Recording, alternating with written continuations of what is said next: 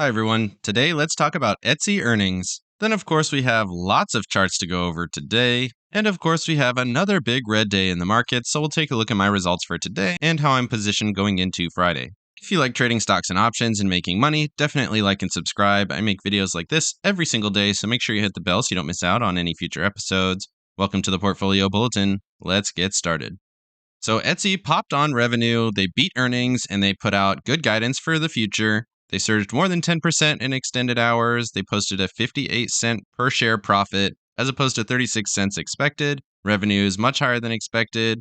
And they said they expect to report between $700 and $780 million in gross revenues for fourth quarter, with gross merchandise sales between $3.6 and $4 billion. Wall Street was already projecting $743 million, so that does give some upside potential for the next quarter. They do mention here that they did post a net loss of $963 million due to its goodwill impairment charge of $1.04 billion in write-downs for the acquisition of fashion resale app Depop and the Brazilian-based marketplace Elo7. Otherwise, revenue grew at 11.7% from a year ago, and they also mentioned that they will raise their transaction fees to 6.5% from 5%, furthering their profit margins. Overall, this is a great report for Etsy and definitely a stock to keep on your watch list going forward.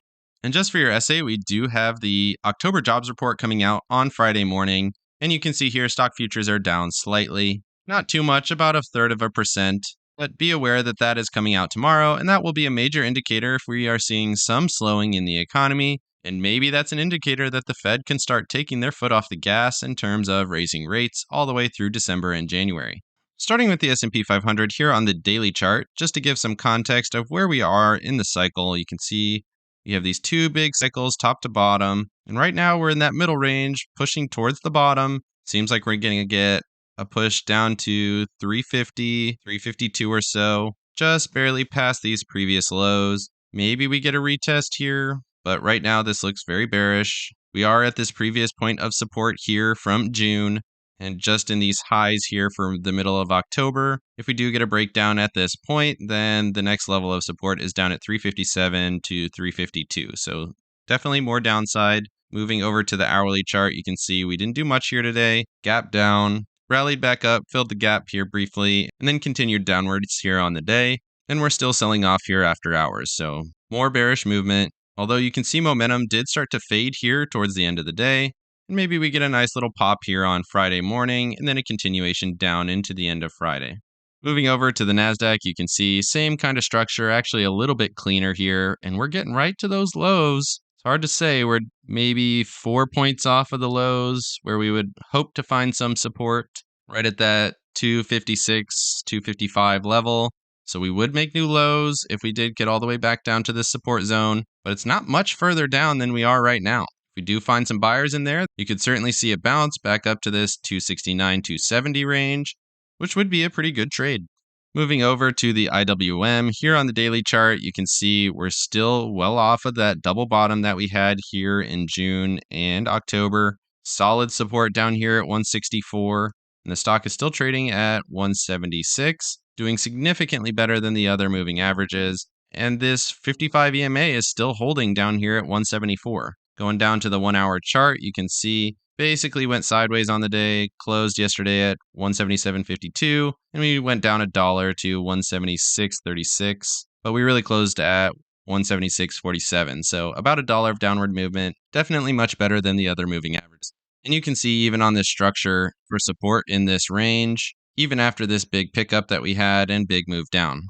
I also want to highlight this is the NASDAQ versus the Dow. And it's basically in free fall. So the Dow is massively outperforming the NASDAQ right now. Huge top here in November, the all-time highs. And since then, big tech has been weighing down the NASDAQ aggressively, and it's fallen all the way down to 33.41 from over 46 in terms of the ratio. So big move down here, and we're looking at getting pretty close to those pre-COVID levels, only a few points off. Perhaps if we get back into this range, a more normalized range between the Dow and the NASDAQ, that could start to spell a bottom here for the major indices.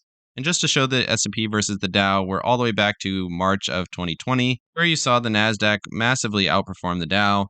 And since then, this was all the way down at 13.3 and it's down to 11.6.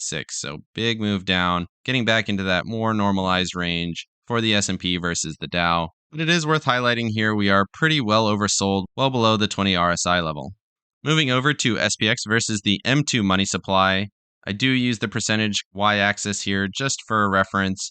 You can see we have that pre-COVID high in February, we have the highs here in November, and right now we're trading back towards those dips that we saw in October of 2020 in terms of total amount of money that's in the markets right now. So it is still selling off. There's not money coming into the markets. It's definitely exiting right now. But we're not at the all-time lows that we had here in October. There is a little bit more money in the markets than there was before. And it seems like we're getting back into a more normalized range, especially if we get back to those lows that we had at the beginning of October. Those are very similar levels that we had here in 2016, as well as levels that we saw after COVID really sunk the markets. And we were getting pretty close to those lows here in March of 2020. Moving over to XOP or consumer staples, even consumer staples are selling here on the daily chart, and you can see momentum is starting to fail. This is usually where people go for safety, and if even safety sectors are falling, it's most likely going to take the whole market with it. If we make new lows compared to what we saw here in October, like we're starting to create this type of structure, that should spell more downside for the markets. Getting over to individual stocks and Etsy, you can see it had that big push up here at the beginning of the day. It did get all the way up to about $98 after hours yesterday, dipped down to $90 again in the pre-market, and then went right back up to over $100 and then finished at $99. So back into this range, Etsy seems to be doing well. And also, in my opinion, it seems like you have a solid bottom down here at $87, as well as some decent support in this $94.50 range throughout October and here at the end of October as well. So decent tradable range. Going over to the one-day chart to give some perspective, we're still in this very slight downward movement, but this could be the impulsive move that you need to break that cycle and create a little bit of upward momentum. Maybe we get back to these previous highs at 120, which would be about $20 higher than we are right now. We also have AMD on the list for today. Dipped down big after hours, all the way down to 57.75, and then rallied all the way back up to 61.79, and then faded throughout the day. So still holding this range, this pattern that we've had previously. Got support down here at 59.30. If you get into this range, this might be a decent opportunity to trade back up to the tops of this range, which would be around $63.88, maybe $64, which would be a pretty good little trade, a little bit less than 10%. Moving over to JNK, you can see the structure all the way broke down. So we failed after hours yesterday, got down to this 144 EMA, and then gap down below that, retested it, and it looks like we're failing once again here. So limited appetite for risk, and as you would expect, JNK is falling at this time.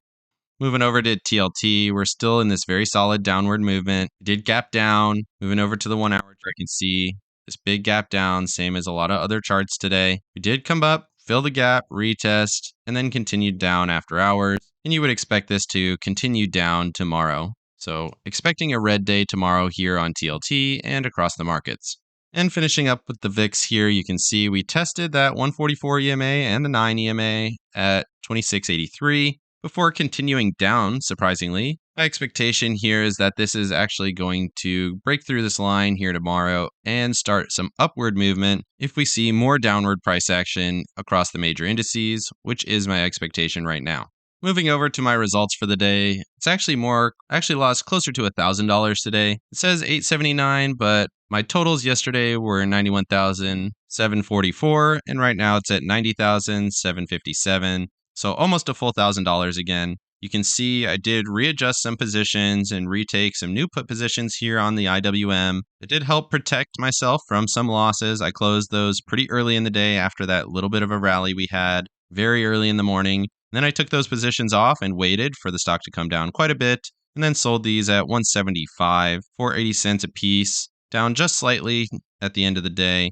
It is trading down a little bit after hours, but basically where it was. And I can still buy the stock at 175 or 174 if you factor in the premium. And then here on the NASDAQ, we got 157, sold that for 85 cents. To get a new stock position, I'll continue to roll down these calls here. Still have another $1.50 of call premium here. Probably should have closed this second call I had at 266. It's in a $68 profit out of $1.34, so a little bit more profit there. You can see I have more calls open than I have. It's worth mentioning that I have 2 calls open and only 1 set of shares, so this is a naked call, but I do have a naked put here to support it to the upside a little bit. Overall, I expect the stock to go down some more, and I'll continue to roll these call positions down to help protect myself, and then I can reestablish my stock position down here around 256.